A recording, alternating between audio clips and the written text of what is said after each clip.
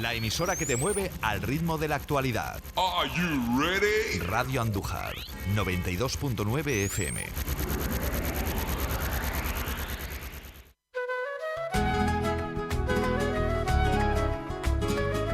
Doce Campanas de Plata, un programa de Radio Andújar en favor de la devoción a la Virgen de la Cabeza, patrona de Andújar y de la diócesis de Jaén. Presenta y dirige Pedro Palenciano, que cuenta con la inestimable ayuda de Enrique Gómez. Las 12 campanillas nos van guiando, las 12 campanillas nos van guiando, las 12 campanillas nos van guiando.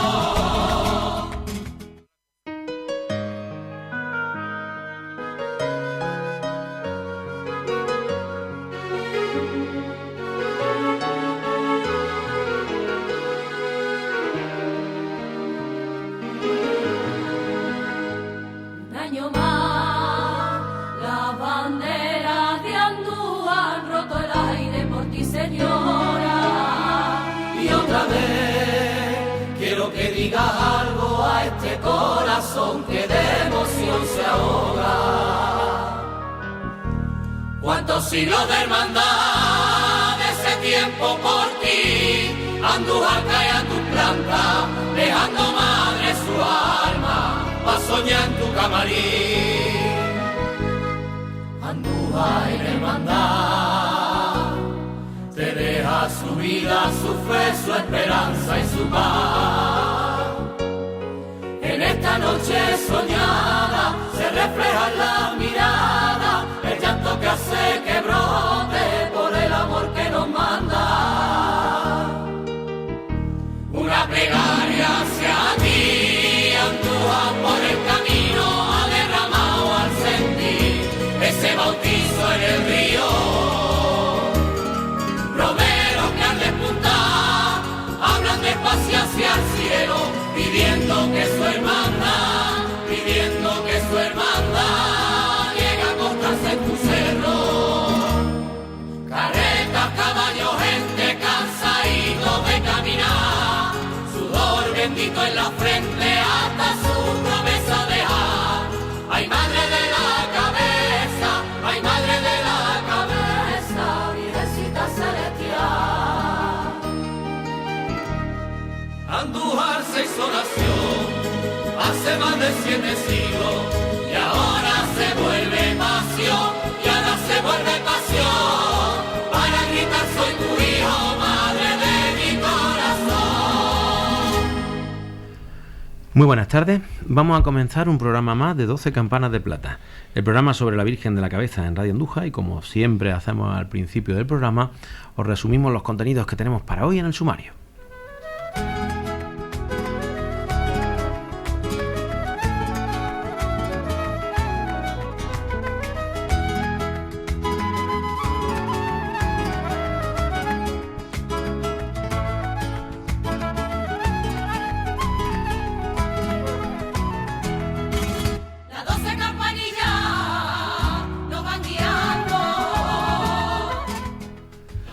Pues como decía, para el programa de hoy ya estamos acercándonos a la fecha cercana a la romería. Tenemos el programa de antes de la Semana Santa, la próxima semana es la Semana Santa, y después empezaremos el mes de abril pues con todos los programas que hacemos todos los miércoles de Campana de Plata, tradicionalmente, gracias a Radio Andújar, que nos permite hablar todos los miércoles del mes de abril de la Virgen de la Cabeza. Entonces vamos a arrancar hoy con la sección de historia de Enrique Gómez. Muy buenas tardes, Enrique. Buenas tardes. Vamos a hablar hoy sobre la reconstrucción del santuario después de la Guerra Civil. Pues muchos detalles, cómo se inició aquella reconstrucción, cuáles fueron los personajes y los nombres fundamentales en aquella reconstrucción, bueno, detalles sobre cómo se reconstruyó el santuario, que estaba totalmente destruido, ¿verdad? Después daremos unas pinceladas de noticias, bueno, de la parte de la asamblea de hermanos, que tuvo algo que ver y ha tenido ciertas polémicas. Pues podemos hablar un poco más o menos desde nuestro punto de vista nada más, porque no tenemos más otro punto de vista, más o menos de lo que se dijo allí en aquella asamblea, para que los hermanos estén un poco informados. Después pues pondremos una canción y luego haremos pues la entrevista del grueso del programa, que hoy tenemos con nosotros a José Ángel Molina. Muy buenas tardes, José Ángel. Buenas tardes. el orfebre que va a hacer el templete, la jaula templete para el 800 aniversario. Con lo cual, la sección jaula templete, pues será hoy el grueso del programa, con la entrevista a José Ángel, que hoy ha tenido la deferencia de venir aquí con nosotros, aquí a Radio Andújar. Muchas gracias, José Ángel, por estar aquí con nosotros. Muchas gracias a vosotros. Y bueno, hablaremos de su orfebrería, hablaremos de los trabajos, hablaremos de Semana Santa, porque hoy estamos el miércoles antes de Semana Santa. Otras veces hemos hecho programas sobre Semana Santa, ¿verdad? Tenemos que recuperar eso todavía, Enrique. Ya lo volveremos a recuperar. Con lo cual, esa será la segunda parte del programa y ya nos despediremos hasta después de Semana Santa. ¿De acuerdo? Y sin más, vamos a comenzar el programa de hoy. Damasco en el aire, cruzando el puente, Damasco en el aire, cruzando el puente, bandera que a su paso, besa a la gente, bandera que a su paso, besa a la gente, hay camino viejo que sale de Ñandúa, hay camino viejo que sale de Ñandúa y me lleva al cielo.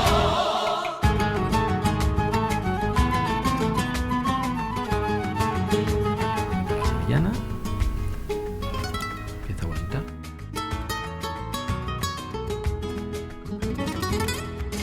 Cetro de plata vieja con flores blancas. Me esperaba que se escuchara eso de cetros de plata vieja con flores blancas, que es muy una seña de identidad de nuestra cofradía, de nuestra romería. Pues por lo menos me he quedado a que se sonara, ¿vale? Bueno, vamos a arrancar el programa y como hemos dicho con Enrique, vamos a hacer esta sección de historia sobre la Virgen de la Cabeza, que fíjate que estamos cumpliendo a rajatabla este año, ¿eh? Sí. Además, lo bueno que dice Enrique, lo he dicho ya algunas veces, es que antes de arrancar esta temporada, Enrique me dio una serie una lista bastante grande, ¿verdad?, de argumentos para hablar de la historia, de pequeños retazos de historia, ¿no? Y bueno, estamos cumpliendo esa sección de historia de esta temporada. Vamos a seguir. Hoy vamos a hablar de esa reconstrucción del santuario.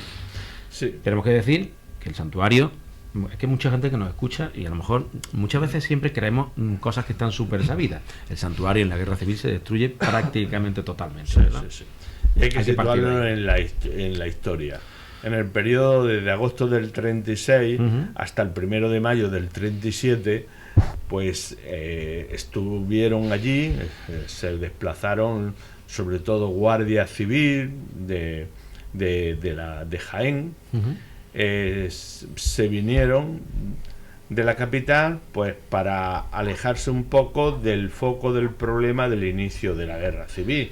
Además estaban en contra de la República y la propia República les dio la autorización para irse allí al santuario, ¿no? Allí se van al santuario hasta que hay un momento determinado en que la propia República cambia de opinión con respecto a los que estaban en esa zona, que unos se quedaron en el lugar nuevo y otros en el santuario, y entonces mandó una serie de autobuses para que esas personas se vinieran, volvieran otra vez a la capital, ¿no?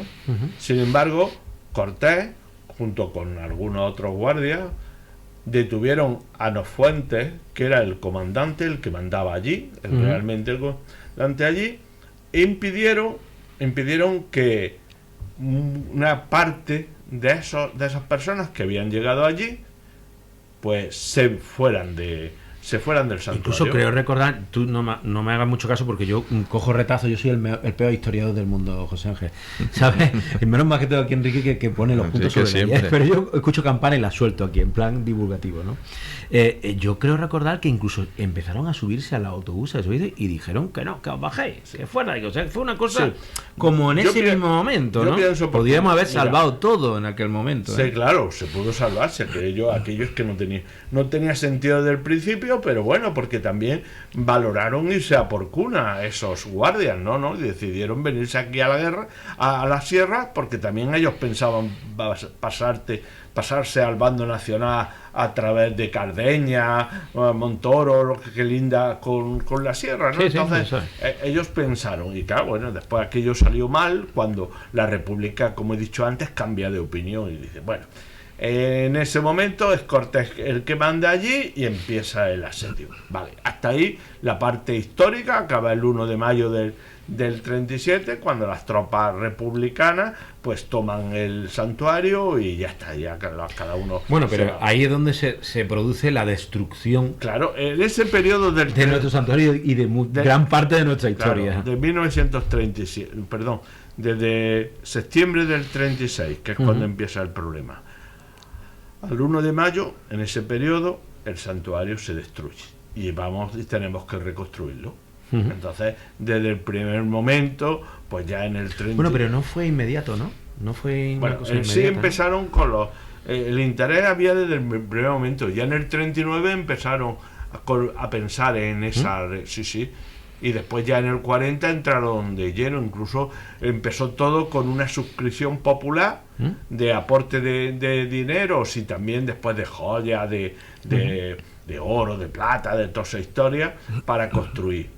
Pero el dinero se acabó y entonces fue la Dirección General de Regiones Devastadas, que dirigía Moreno Torres, el que se encarga de reconstruir el santuario. Y eso, háblame de eso es que era como, bueno, era como una institución, ¿no? Regiones Devastadas, ¿no? Claro, que se hizo era para justo reconstruir. después de la guerra, ¿no? Sí, porque aquí en la misma ciudad de Andújar muchas de las cosas la hizo Regiones Devastadas, Devastadas. ¿no? Bueno, y en toda España, me imagino, ¿no? Toda Era, España. Eso era como una especie de institución, ¿no? Que se dedicaba a restaurar y a devolver. Sí, a recuperar a reconstruir. patrimonio y a construir nuevo, porque aquí nuevo la Plaza de España, lo que es el grupo, donde está el grupo Capitán Cortés y donde está el Correo, el Arco del Correo. Negro, eso lo hizo Regiones Devastadas. Y esa forma que conocemos nosotros es de Regiones Devastadas. Antes era de otra manera la Plaza de España. No existía ni siquiera la calle que ahora llaman José María, que Sí, lo la recordamos Argentina. aquí, José María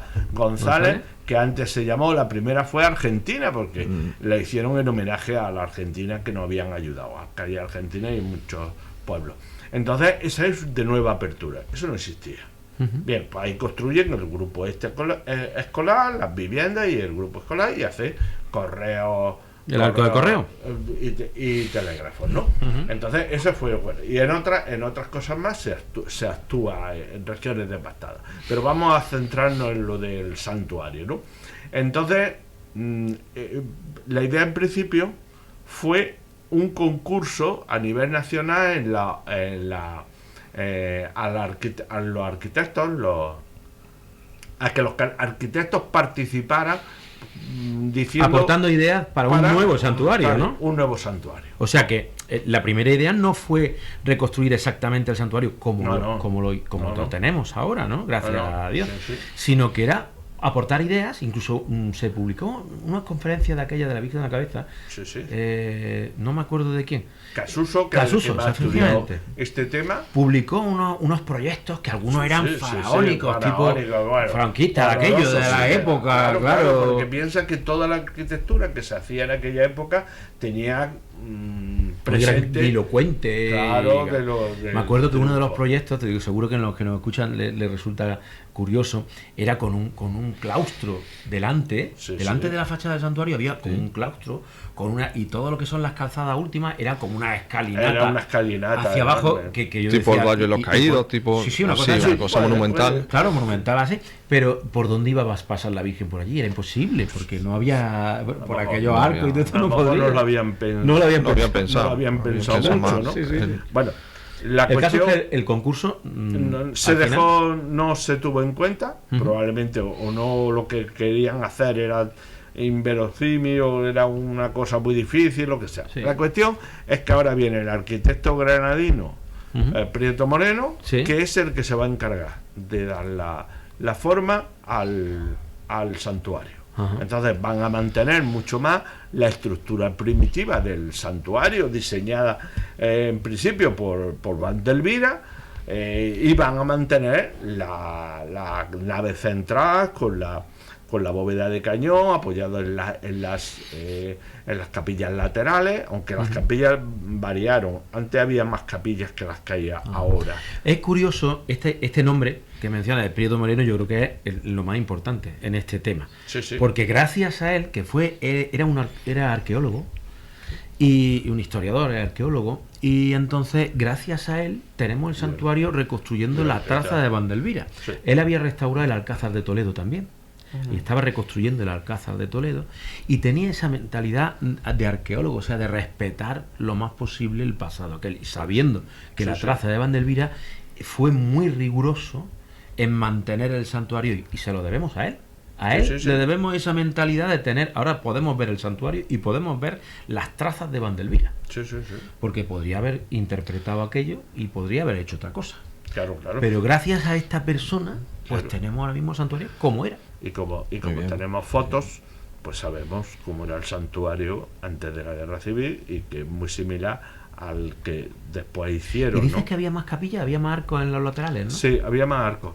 Había una torre más también, ¿no? ¿No había una torre más al fondo? Había... No, eso es lo que yo se le he dicho muchas veces a Enrique, que en esta reconstrucción, Sí. en esta reconstrucción del santuario y Prieto Moreno, me imagino con esa faceta de arqueólogo, a mí me sorprende que no se buscara ese torreón del Jándula, que seguramente estaría incluido dentro de la antigua fábrica. Exacto. Por ahí dentro. Vamos a ver. Sí. Eso podría ser, es una especulación, es una hipótesis. Porque yo creo que había ido cuando en el siglo XVI transforman la ermita medieval, van anulando ese torreón. Sí, pero es curioso que aparecen muchos grabados antiguos. Aparece un torreón con un pináculo, y yo creo que parece que hace referencia a que hubiera algún resto en aquella época de aquello, y que fuera adosándose toda la construcción nueva, a lo mejor allí al final. Pero antes de la Guerra Civil, no, en las fotos que se ven no se ve nada. No se ve nada. Eso fue transformándose totalmente, ¿no? Sí. Mantuvo la estructura, mantuvo la capilla mayor, restauraron en Granada, en la Escuela de Arte y Oficios, la reja. Y yo creo que también había mucha prisa en restaurarlo, ¿verdad? Claro, era fundamental el restituir todo aquello, y que se hablara poco de aquello, lo que había pasado. Y entonces pues encargaron a Navas Parejo la imagen de la Virgen de la Cabeza. Y después... Fíjate que yo tuve oportunidad hace tiempo de ver el contrato de la Virgen de la Cabeza a Navas Parejo, encargado por Regiones Devastadas. O sea que la factura incluso de Navas Parejo incluso está redactada a Regiones Devastadas, que fue quien encargó el santuario, la Virgen y las coronas y absolutamente todo. Y entonces se hace el eso, se termina en el 44-45, pues se inaugura, y después ya viene la Virgen en el 44, ya traen la Virgen, después viene la crista del santuario con el traslado de Cortés, que estuvo aquí enterrado cuando porque la Virgen, ¿en qué año ya se repone? ¿En el 40? En el 44, 45. En el 44, 45, 44 ¿no? está la imagen de la Virgen. Y la pusieron cuando inauguran en el 45. Y entonces, pues después llevaron los restos de Cortés, que estuvo aquí en la capilla enterrado, en la capilla de la Virgen la capilla de la Virgen de la Cabeza. Y luego en la crista de y ya la suben al crista del santuario también con creo que fue Rueda. También estuvo en la crista del Conde de la Quintería en Santa María. El capitán Cortés, sí, precisamente en uno de los nichos de la familia, y todo esto estuvo allí, precisamente. Yo me van a perdonar, pero... Sí, eso es una conferencia que nos dieron hace poco en Santa María, y dijeron eso, que estuvo, además está recogido allí. Es la primera... Por eso, o a lo mejor fue la noche que le hicieron vamos a ver. Le hicieron la misa aquella en Santa María, y hay unas imágenes que sale de Santa María al santuario. Y no hay una de traslado, pero vamos, por información de personas que conocieron eso, Cortés estuvo enterrado en la iglesia en la ermita de la Virgen de la Cabeza de Calleguerías. Pero allí no hay crista, ¿no? En la iglesia. No, construyeron eso que decían que hasta desprendía olores. O sea, que estaba a la vista. Estaba aquello poco sellado. Estaba muy... Entonces, eso es lo que... Eso son información oral, ¿no? Esa información... yo no he visto los documentos de todo eso, si es que Ariel levantó un documento de eso. Hay documentos de la exhumación de la fosa común del cementerio, que lo distinguen porque iba con el traje de... Otra cosa que te quería preguntar, has dicho antes otro nombre importante, ¿no? Que fue el director de Regiones Devastadas. Sí. Que también fue hermano mayor de la cofradía. ¿Porque era de Andújar o era de fuera? ¿O lo hicieron en Hermano Mayor por haber hecho hecho aquella aportación, verdad? Sí. Y por eso sería, con el tiempo se vincularía a Andújar, ¿no? Entonces, cuando se inaugura todo el santuario, después en el año 48 es cuando se construye el parador de turismo, que se perdió, que era de temporada, y cuando abría uno y cerraba otro del norte, no sé si era el de Hondarribia o eso, no recuerdo exactamente si ese era, pero cerraban el de Hondarribia y abrían el de la Virgen de la Cabeza, y al contrario, probablemente aquí sería en la época de Montería, o sea, claro, en el otoño, invierno, primavera, y yo creo que fue en la década de los 70 cuando definitivamente se cierra el parador, que se queda allá, y ya lo conocemos que aquello se fue destruyendo hasta que llegó Luego, si es que es verdad, a partir de que se inaugura el santuario, ¿no? Que dices que fue en el 45. Sí, 45. En el 45 se inaugura el santuario, este nuevo santuario remozado, ¿no? Aunque ya os vuelvo a repetir que era referente al antiguo. Hasta los años de la recoronación y de todo aquello, hay una etapa que tampoco sabemos mucho de esa etapa, ¿no? De cómo fue aquella. Ya se estaba haciendo la romería desde aquel momento, ¿no? Hombre, la primera romería, tenemos algún. La primera romería a lo mejor fue ya del 45. Mira, no recuerdo. Sí, pero mismo, bueno, pero verlo. Eso está documentado y lo podemos. Sí, claro. Entonces se empieza a procesionar. Hay nodos ahí de los primeros años. Sí, bueno, el paso que no estaba hecho. Claro, todavía, que no estaba hecho. Que era de Angulo, ¿no? Sí, de la familia Angulo. Pero el primero lo hizo Navas Parejo también. El primero, de madera, ¿no?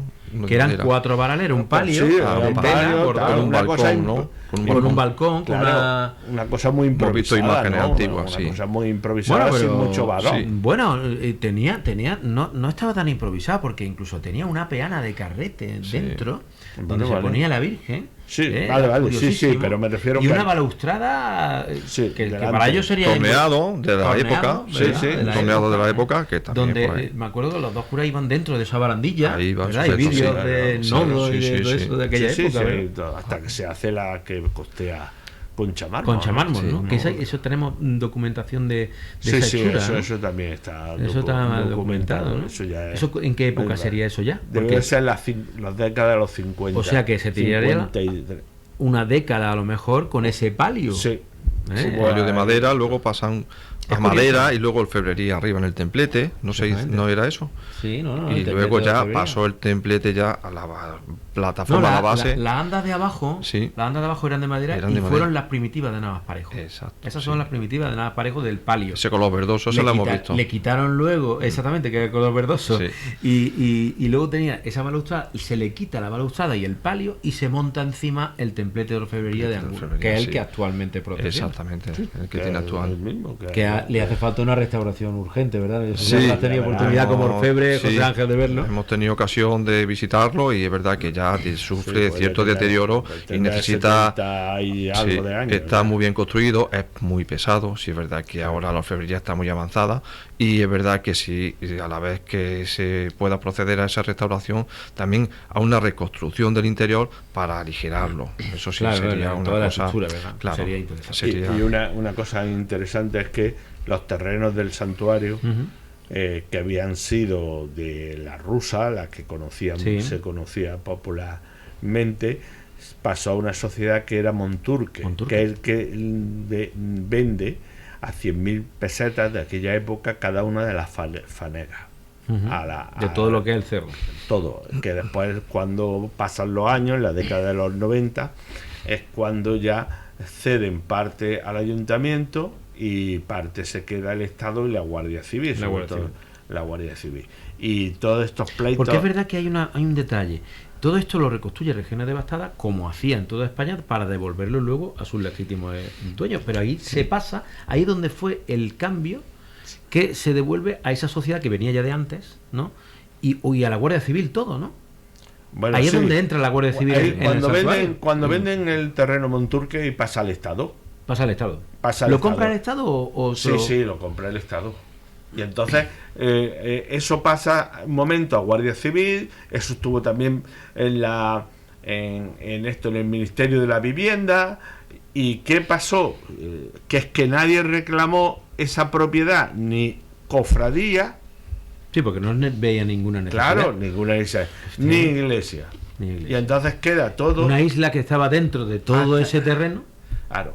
Y el problema llega, y se da cuenta la cofradía cuando la iglesia trata de inmatricularse esto. Y vienen los problemas, las dificultades, cuando se suspendió a la cofradía, a la Junta de Gobierno que entonces estaba, y toda historia. Y es que eso, como nadie reclamó, pasados 75 años, aquello había ya prescrito. Claro. Entonces ya no podías tú reclamar, al margen de que ya la propia cofradía ya había perdido el ius patronatum, el derecho de patronato, lo había perdido ya estuvo en el siglo XIX, cuando le devuelven el santuario después de la desamortización. Isabel II le devuelve el santuario. Resulta que la cofradía sigue reclamando al obispado derecho a la propiedad. Claro. Y incluso le dicen que como era nueva, como se la habían quitado y se la devuelven a la cofradía, que eso es esto. Y el obispado le dice que de eso ni habla. Claro. Bueno, pues vamos a continuar el programa. Bueno, hemos extendido un poquito en la sección, porque esto podemos hablar aquí de esto, como casi todos los temas que tratamos, podemos desarrollarnos evidentemente, ¿no? Pero bueno, yo creo que ya se nos ha hecho la mitad del programa. Vamos a intentar poner la canción ahora que teníamos preparada, y después hablamos un poquito de la sección de la cofradía y continuamos el programa. Hoy he traído una sevillanita que está en este disco nuevo, el del año pasado, lo enseñó a la cámara, de Andújar es Copla Nueva, y vamos a poner la canción del el corte número 9, que se llama Eterna la espera. Vamos a escucharla.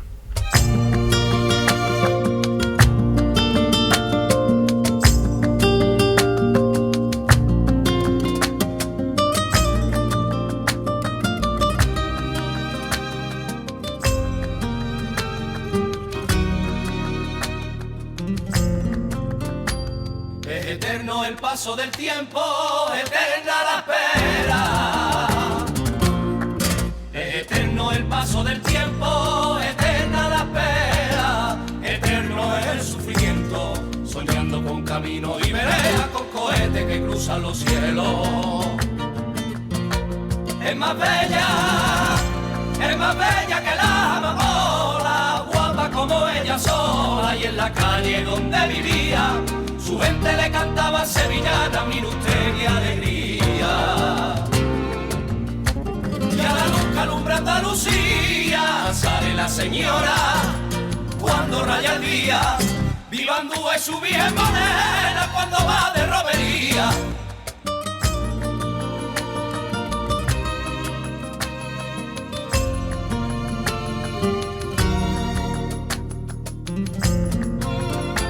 Se mecía bailando en la carreta la que me gustaba. Se mecía bailando en la carreta la que me gustaba. Era aquella vez primera, volando con su traje de lunares, anunciando que llegó la primavera. Se enreaba la hierba en la espuela, y en mi montura vaquera los caireles me anunciaban que aquella que bailaba en la carreta de mí se enamoraba. Y a la luz que alumbra Andalucía sale la señora cuando raya el día. Viva Andújar y su bien morena cuando va de romería.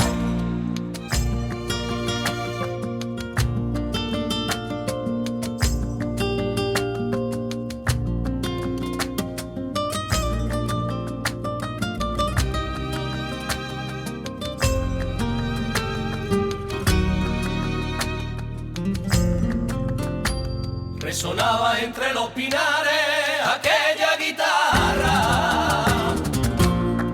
Resonaba entre los pinares aquella guitarra. Cantaba con mi compadre aquella sevillana de la vía en que la había escuchado ya mi madre. Ya era tarde y la luz se escondía entre los pinos, era al final del camino y la Virgen me esperaba. Los miles de momentos que he vivido en mi pecho se agolpaban. Y a la luz que alumbra Andalucía sale la señora cuando raya el día. Viva Andújar y su Virgen morena cuando va de romería.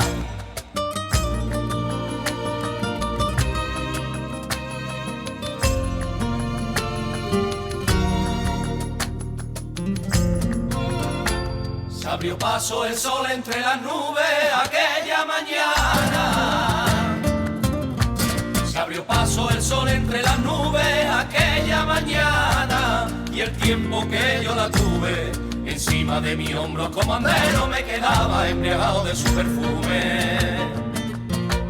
Y a la vuelta me he quedado ya soñando. Quiero llevarla otro año con mi pueblo por bandera. Que quiero yo sentirme andujareño cada nueva primavera. Y a la luz que alumbra Andalucía sale la señora cuando raya el día. Viva Andújar y su Virgen morena cuando va de romería.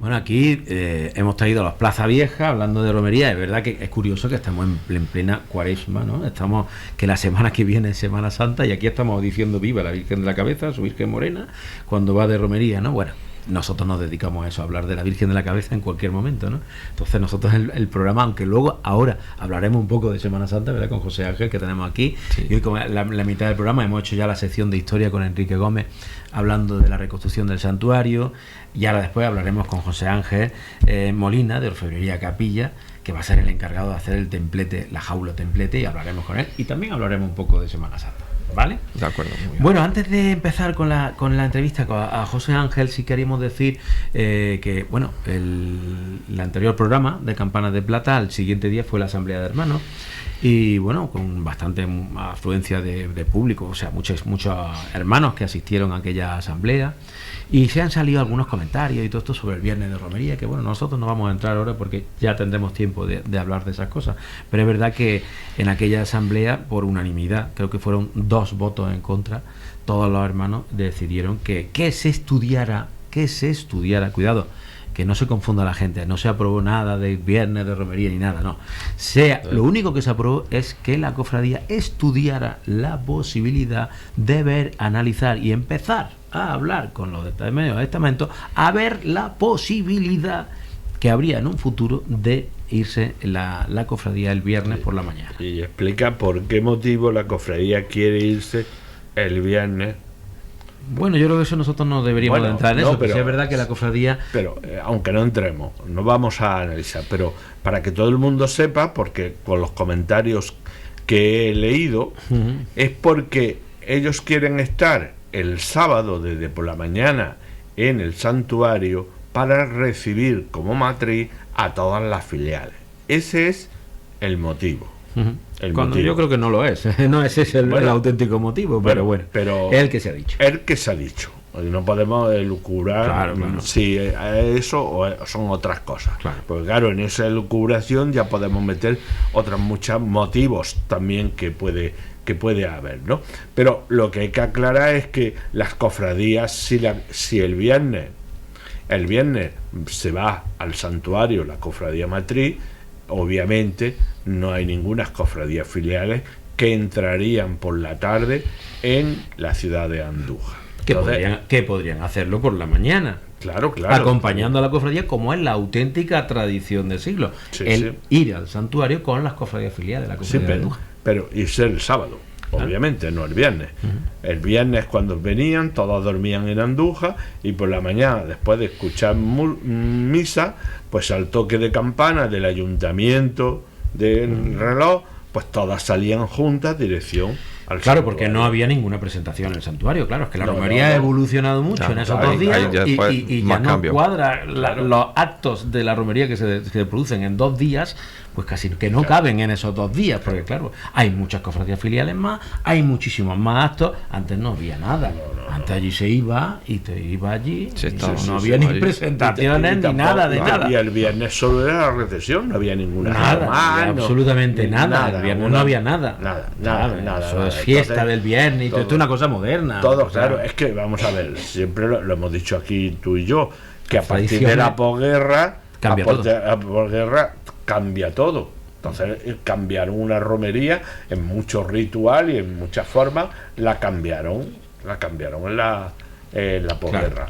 Y eso es lo que vivimos. yo creo que eso tendremos mucho debate y podemos desarrollarlo. Yo creo que ya, no sé si nos dará tiempo en esta temporada o en la siguiente, pero yo creo que esto da mucho. Da mucho recorrido, todavía, recorrido, se ha abierto ¿verdad? ya un Y hay debate. muchas opiniones, Claro. muchísimas opiniones. Hombre, ¿verdad? claro. Y creo que va a ser el tema de esta reunión. Ahora Vamos a mismo hablarlo sí. todos. Ahora mismo un debate Pero bueno, para aclarar cosas también. abriremos aquí también, si corresponde ese debate, cuando venga la cofradía, pues podemos preguntárselo, ¿vale? En esta asamblea también se presentaron distintos proyectos, como por ejemplo la corona del indiano, que también se va a producir, que también José Ángel va a hacer el encargado. Sí es verdad que me gustaría puntualizar una cosa. Se dijo en la asamblea que yo iba a asesorar sobre ese proyecto, y sí quiero decir que yo no, ni muchísimo menos, voy a asesorar en ningún proyecto que ha anunciado la cofradía. Yo lo único donde estoy es en esta jaula templete, que hemos iniciado una comisión Claro. y estamos desarrollando. La cofradía conmigo no me ha preguntado en absoluto, ni tengo nada que ver con ninguno de estos proyectos, ¿vale? Es que parece que todo el mundo me pregunta a mí, oye, ¿y cómo va esto? Y yo no tengo absolutamente nada que ver en ese tipo de proyectos, ¿de acuerdo? Eso es lo único que quería yo aclarar, ¿vale? Y sin más, yo creo que vamos a ver, mira, Antonio, ¿sabes? José Ángel, siempre hacemos ya a partir de este año, del principio de año, hacemos una sección, un jaula templete, y le ponemos una musiquilla, que podemos ir poniéndola ya, ¿vale? Una musiquilla medieval, pues para que nos ambiente, porque es verdad que es una recuperación de un proyecto totalmente medieval. Entonces yo quiero que nos ponga al principio de la entrevista, vamos a poner un poco esa musiquilla medieval, que siempre nos da esa sensación de esa recuperación antigua medieval, ¿no? Y empezamos a hablar con José Ángel Molina, de Orfebrería Capilla, que va a ser el encargado de hacer esta jaula templete, que se firmó el contrato el 9 de marzo, el lunes 9 de marzo, del pasado 9 de marzo. Correcto, sí. En la Aquí sede. de en la la sede. cofradía, y hicimos ya un vídeo, y lo pueden ver en nuestras redes sociales, y lo pueden ver en todos los sitios donde pongan jaula templete, puede salir. Y bueno, a partir de ahí se dio el pistoletazo de salida, aunque vamos a tener algunos más, Sí. como ya después de Semana Santa ya veremos, ¿verdad? Sí, sí. Pero ese fue el detonante. Sí. Y bueno, yo creo que ahora hablaremos, yo creo que después de este proyecto, yo creo que podemos hablar de este proyecto, porque a mí me gustaría que hoy pues te presentaras, que te conociera la gente. Yo creo que te conoce aquí todo el mundo. Bueno, a mí me conoce todo el mundo, sí, Todo es el verdad que mundo. me conoce, ¿Verdad pero que también sí? es verdad que aquí en la ciudad de Andújar me tienen muy relacionado con un negocio que tengo también de joyería, y la gente piensa que yo estoy establecido todavía allí, que me ven por la calle, entonces Bueno, lo claro, sigues manteniendo. lo sigo manteniendo, es verdad que lo sigo manteniendo con gente muy competente, muy profesional, y la verdad es que yo ya hace tiempo que sí es verdad que llevo este negocio también, pero ya me inicié un poco en el tema de la orfebrería hace muchos años, hablando por Hace ya mucho tiempo. hace ya bastante tiempo, por el 2003, 2004 comencé ya haciendo trabajos más pequeños, el negocio fue creciendo, los encargos fueron ya mayores, ya tuvimos que trasladarnos de un taller a otro mayor, de este otro taller mayor a otro un poquito mayor, y hemos ido evolucionando, hemos ido un poco expandiendo el mercado, y estamos teniendo pues desde hace 22 años atrás, 22 años atrás, mucha aceptación. Y yo creo que es la única orfebrería de la provincia de Jaén, ¿verdad? Sí, ahora actualmente, en la pandemia, en periodo de pandemia, había dos orfebrerías más en la provincia. Lo que pasa es que en nuestro caso, pues, bueno, nosotros sí es verdad que estábamos ya en una expansión mayor, ya fue en esta expansión más amplia que ahora mismo estamos en ella, y es verdad que creamos unos artículos que vendíamos online y tal, y a nosotros ¿Y eso la pandemia dio nos mucho, dio verdad? muy buen resultado en el tema de pandemia, porque el tema online en pandemia empezó a funcionar muy Sí, bien. verdad, la Era un pandemia- mercado que nosotros teníamos como un 1% de los ingresos y tal, pero en ese momento se convirtió en un 30%, en un 40%, y yo pues estando encerrado yo tenía que trasladarme a la nave, aquí, preparar ¿verdad? envíos y demás, porque teníamos allí stock, Muchas cosas, ¿no? y pues, la verdad es que la demanda fue muy alta, y nosotros nosotros, pues en cierto modo, eso y todas las restauraciones que hicimos durante todas esas fechas nos mantuvo muy bien y tuvimos bastante trabajo, incluso incrementamos personal. Desarrollasteis mucho la orfebrería en aquella época. Desarrollamos mucho, recibimos muchas obras de los templos que necesitaban restauración, porque claro, como no se salía a la calle, no se podía hacer procesiones, no se podían hacer enseres nuevos. Pero has dicho una faceta que es interesante de vuestro taller, que es la restauración. Habéis hecho muchas cosas de restauración, ¿verdad? Sí, nosotros hemos aprendido mucho de la restauración. Hemos tenido piezas muy importantes en nuestro taller desde hace mucho tiempo. Han confiado mucho en nuestra mano. Y el resultado luego, claro, a través de uno y otro, pues se han ido comentando. El boca a boca, en este caso, ha sido el que mejor ha funcionado.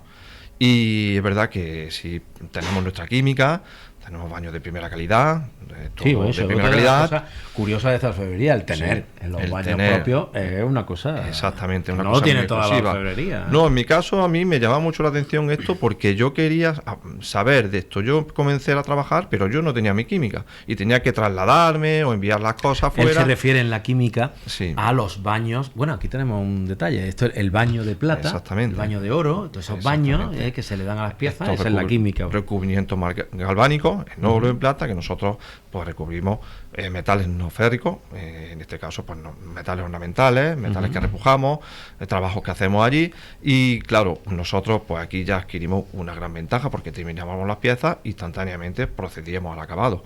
Y eso sí es verdad que ahí tuve que hacer un esfuerzo grande, tuve que aprender química. Me estudié todo lo que pude, conseguí una química de segunda mano de una fábrica que cerraba en Valencia, me trasladé a por ella, la instalé y aprendí, pues ensayo error, claro. Y así aprendí y hasta hoy sigue funcionando la misma, ya más moderna, ya se está renovando.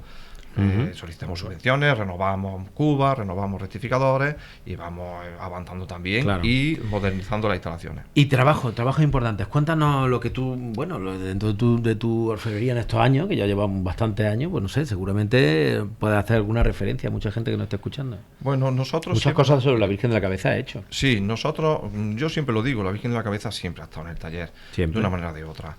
Es verdad que llegó a estar hasta incluso el sagrario del santuario lo tuvimos en una época también restaurando, corona de la Virgen de la Cabeza hemos restaurado, trabajos importantes, hemos hecho también pasos procesionales, hemos hecho peanas y ráfagas, hemos hecho bastante en la provincia y fuera de la provincia, peanas del tipo comercial y algunas más superiores.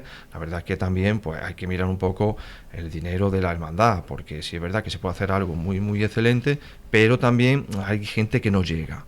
Entonces, pero claro, estáis especializados en todo tipo. Sí, todo tipo. Se puede dar la calidad que se quiera y se puede dar. El taller hoy en día está preparado para todo. Se puede dar más calidad, todo manual, algún proceso mecánico también. También tenemos nuestros tornos, tenemos nuestro entalle de orfebrería, que es un edificio, un oficio en extinción. El entallador de orfebrería es un oficio en extinción. Tenemos tornos de entallar, que aunque no lo parezca, es muy raro una tenerlo. máquina rara, que esto que será, que bueno, se ve a la vez simple, pero es una máquina muy efectiva y muy Animamos necesaria. a mucha gente que quiera aprender a entallar, porque en Andalucía estamos muy faltos de entalladores, toda la orfebrería de Andalucía, es increíble. Una de las cosas que la asociación, que es otra de las cosas que nosotros estamos en la asociación, yo creo que fue el primero, con lo que yo intenté introduciros y meteros en el lío de la asociación de arte sacro jiennense, el primero que hablé fue con José Ángel.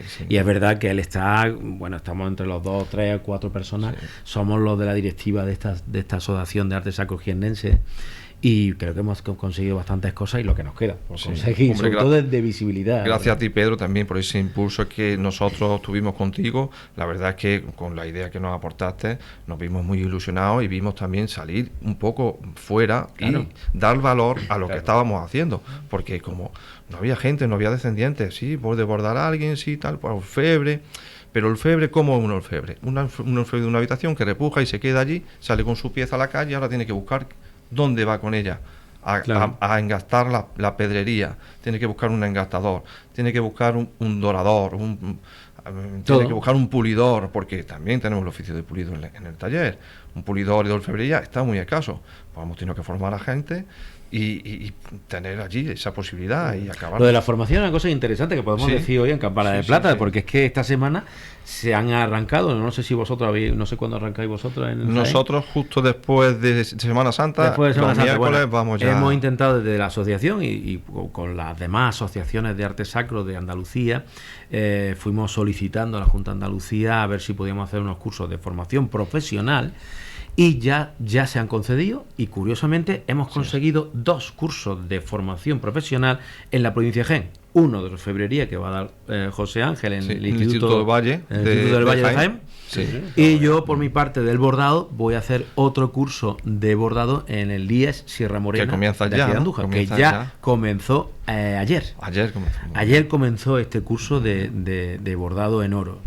Entonces, bueno, hay que darle las gracias también. Y bueno, también vemos lo práctico y la funcionalidad de esas asociaciones de arte sacro. Que bueno, hemos podido conseguir hablar con la Junta de Andalucía, hablar con los políticos, consejeros, viceconsejeros, delegados de formación profesional. Se han acercado a nosotros. Efectivamente, todos se han acercado y han tenido una respuesta bastante grande. Y esta formación, que fíjate que ya va reivindicando la orfebrería, que necesitamos gente que forme en estos oficios, pues ya se está intentando dar. Pero bueno, vamos a centrarnos en lo nuestro, que aquí hemos venido a hablar de la Jaula Templete, este proyecto, que es una recuperación histórica increíble. Quizás de los últimos siglos pues no hemos recuperado tantas cosas. Quizás desde la corona a lo mejor del centenario, que recuperamos la antigua corona de 1909, no se han recuperado piezas antiguas en la devoción a la Virgen de la Cabeza. Con lo cual esto es una cosa histórica, el poder traer del pasado de una manera muy científica, como vamos a recuperar esta pieza, traer del pasado una pieza tan importante en la historia de la Virgen de la Cabeza, que fue quizás su primer templete o primer paso procesional rico, digámoslo así, que seguramente sería el primero. Claro. Pues esto que yo creo que es interesante. Y entonces José Ángel va a ser el encargado de trasladar, bueno, yo me he encargado del diseño, va a trasladar la propuesta arquitectónica, porque básicamente es una arquitectura. Exactamente. Y bueno, yo quiero que nos diga cómo afronta este proyecto y qué partes buenas y qué partes más complicadas ves en el proyecto. Bueno, no sé, ¿qué ves tú de este proyecto? Bueno, en primer lugar quiero agradecer también a la comisión por la confianza que ha depositado en el taller, y yo sé que ha habido muchos presupuestos. Y tuvimos 5 presupuestos. Se han recibido propuestas también interesantes, y es verdad que nosotros llevamos trabajando en este proyecto. Hemos intentado, sí te lo digo, porque ya como estamos en sección templete, yo ya digo, sí hemos intentado a todas esas orfebrerías que nos han dado esos presupuestos, las hemos llamado personalmente para darle las gracias por hacer, que luego tú sabes que luego esas cosas no se hacen, ¿verdad? Y la agradecemos lo he visto muy apropiado. Y darle las gracias personalmente porque para haber hecho ese esfuerzo de cálculo, porque eso hay que calcular mucho, hay que calcular mucho. Ahora parece que los presupuestos no cuestan trabajo, y es que cuesta bastante trabajo. En este tipo de obra sí es verdad que llevamos estudiándola bastante tiempo. Nosotros pues hemos consultado. A ti mismo, Pedro, hemos preguntado muchas veces, esto va así, esto se puede hacer de esta manera, hay posibilidad de cambiar, hay posibilidad, pero no. Pedro es firme y quiere las cosas como eran en aquella época. Claro, es la idea, ¿no? En día hay una orfebrería más moderna, hay otra forma de construir, pero se va a hacer igual una réplica con todos los datos que hay a la que se perdió. Se va a recuperar lo mismo. Y sí, es verdad que hay alguna dificultad en este trabajo.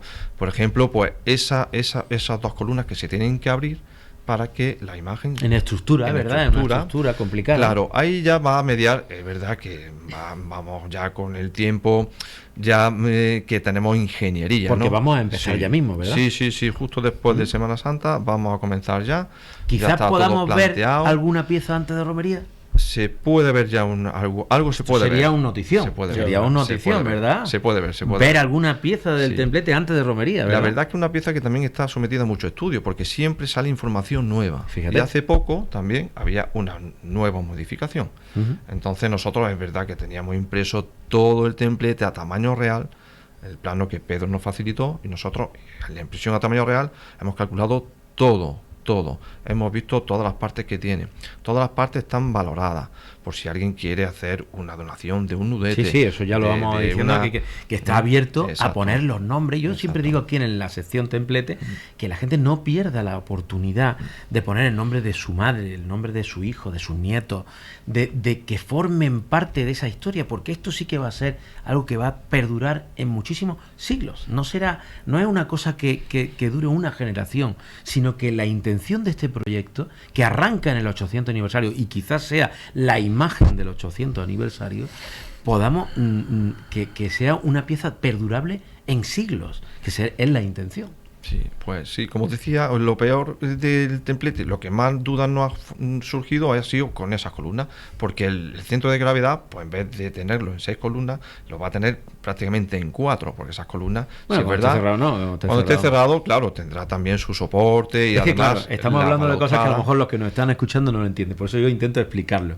Ese templete tiene 6 columnas, tiene 6 caras, y 2 de ellas pues tienen que abrirse para que entre la imagen de la Virgen, porque en aquella época se contaban las crónicas, y en el propio contrato del templete que tenemos, el contrato original del siglo XVI, en ese templete se decía que para entrar a la Virgen había que desmontarlo entero. El techo había que quitar, ¿no? Y las columnas. O sea, quitaban absolutamente todo, montaban a la imagen, montaban las columnas, montaban la jaula dentro, porque dentro era una jaula, y luego montaban la cúpula y atornillaban con no sé cuántos tornillos, que los describían hasta todos exactamente, tornillo de plata que no sé qué, no sé cuánto, tornillo de hierro que no sé qué. Todo numerado, todo con raya, todo marcado. Ese es el contrato del siglo XVI, el que existe, ¿no? En este caso no podemos pararnos en un traslado a desmontar una pieza entera en la puerta de un templo, dentro de serían horas. Eso no es. Con lo cual, viable. entonces, José Ángel está explicando que hemos inventado un sistema, o queremos desarrollar un sistema cuando empecemos a trabajar. Ahí trabajará ya la ingeniería, claro, también. Para que se abran como 2 puertas, que se abran como esos balaúches, que se abran, puedan entrar la Virgen y luego se cierren. Y ya se atornilla todo y se queda hecho. Entrar la Virgen y cerrar. Y luego unos pestillos para asegurar esas 2 columnas que también recibirán fuerza con la barrotería, ¿no? Lo que lleve luego, claro, la barrotería también hará su apoyo. Claro, él está diciendo lo de la fuerza, es muy insistente, porque claro, él sabe que esto se va a utilizar en los traslados de la Virgen de la Cabeza del santuario a Andújar por el Camino Viejo.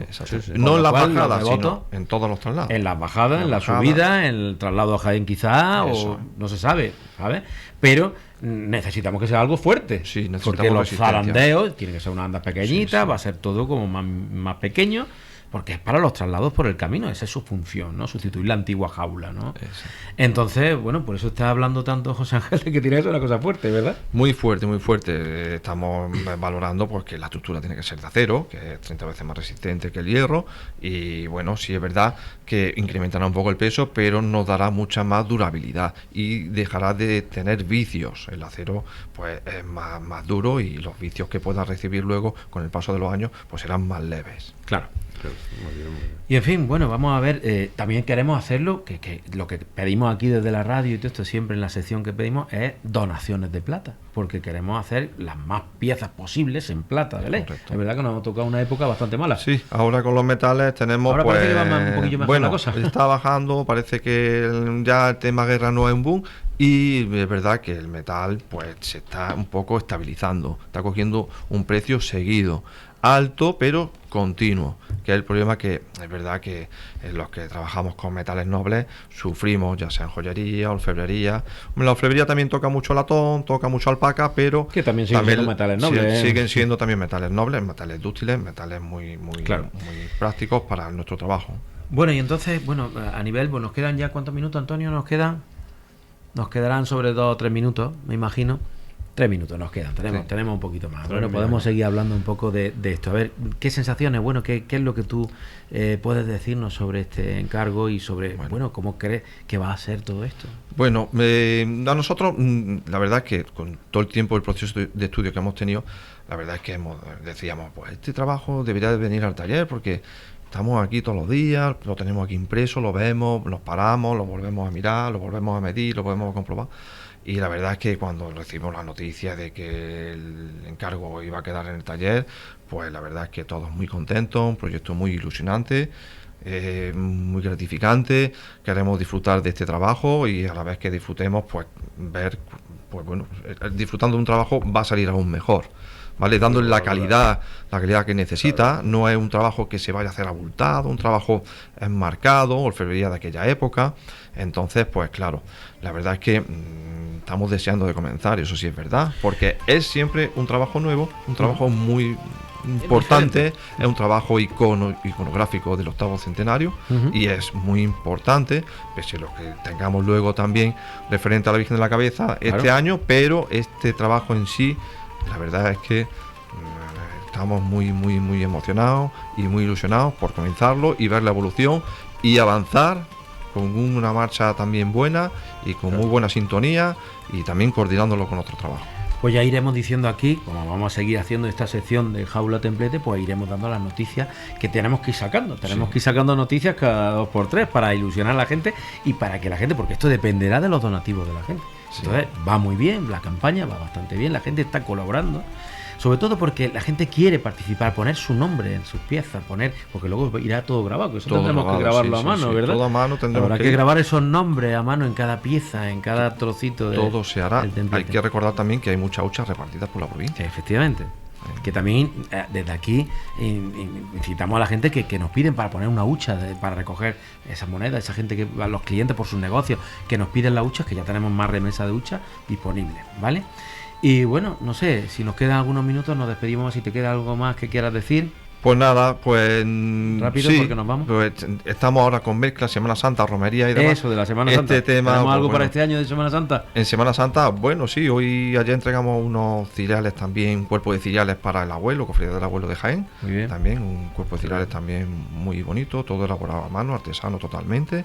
Y todos han quedado muy contentos y ya en la misma vez que entregamos ya querían darnos más cosas para trabajar el próximo año y bueno, es una cofradía bastante importante. Claro, la Macarena, el abuelo, la única de madrugada, el Jueves Santo, el viernes y muy bien, muy bien. Pues enhorabuena, te damos las gracias por esa implicación y ese interés que va a tener en este proyecto, que salga todo bien en la Semana Santa y que arranquemos inmediatamente. Y la siguiente semana después de Semana Santa, que ya es el mes de abril, nuestro mes de abril de la Virgen de la Cabeza, empezaremos ya directamente ya a trabajar en este templete y a lo mejor podemos hacer ya un acto del el golpe, ¿verdad? El primer golpe sí, para yo creo que sí, sería importante, ¿no? Del comienzo del trabajo, en este momento se hace, en la fecha que se pueda hacer y sí, es algo, yo creo que necesario. Bueno, pues ya está, pues nos despedimos. Muchísimas gracias por estar aquí con nosotros hoy. Nada, vosotros seguramente siempre podrás venir cuando ya tengamos algo más y de esto seguramente te llamaremos más veces. Sí. Y te daremos todas las noticias que podamos de esta Jaula Templete, que vuelvo a repetir, no pierdan la oportunidad de participar. Y muchas gracias, Enrique, por estar aquí. Nos despedimos ya hasta después de Semana Santa, en la primera semana del mes de abril. Un año más, las banderas de Andújar han roto el aire por ti, señora. Y otra vez quiero que digas algo a este corazón que de emoción se ahoga. ¿Cuántos siglos de hermandad de ese tiempo por